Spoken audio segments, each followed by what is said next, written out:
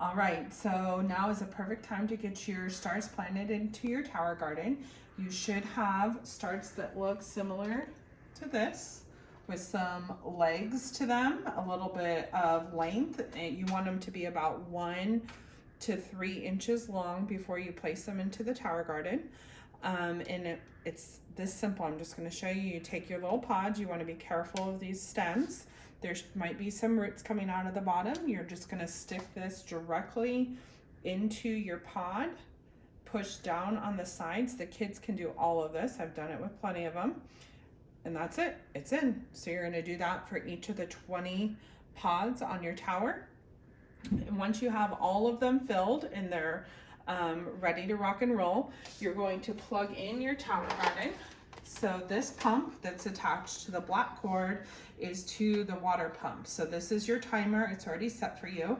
You're just going to plug this part directly into the wall or your power strip. Then you have your lights. This is your lights timer.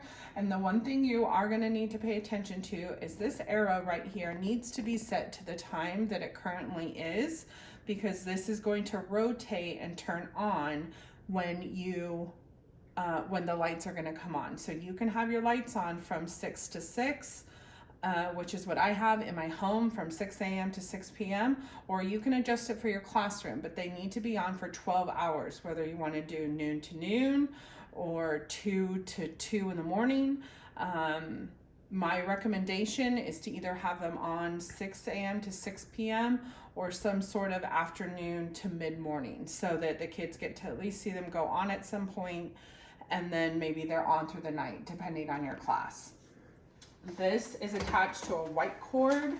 That white cord needs to go directly into the wall as well, or into your power strip. Do not plug your white cord into your timer. If it goes into this timer, it's going to run off of this timer, which your lights are going to go on and off every 45 minutes, which is not what you want. So that's how you get your tower up and running. Once everything's plugged in and good to go, you're going to add your tonic. You have an A and a B solution in your bucket that we gave you, and a measuring cup. You're going to fill this to the top with A and dump it in. You just simply remove this cover. You're going to dump it directly into the water. Your reservoir is already filled with water for you, so you're just adding 1 cup of A and 1 cup of B.